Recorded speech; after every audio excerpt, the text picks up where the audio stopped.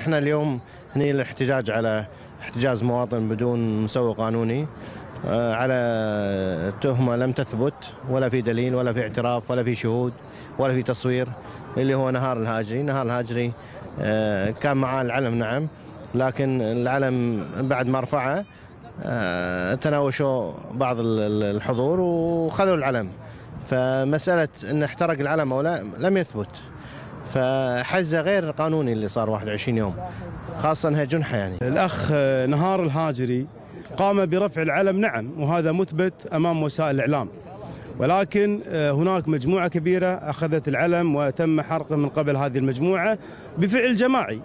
اللي قاعد نشوفه اليوم محاسبة أو سجن نهار الهاجري بشخصه، أنا أعتقد هذا نوع من التعسف. جئنا مناصرة للحق وليس لشخص نهار الذي يستحق الكثير من هذا البلد وهو رمز من رموز المقاومة، ولكن جئنا لمناصرة الحق والقانون، لأن أجحف الشخص باستخدام القانون بصفة غير طبيعية.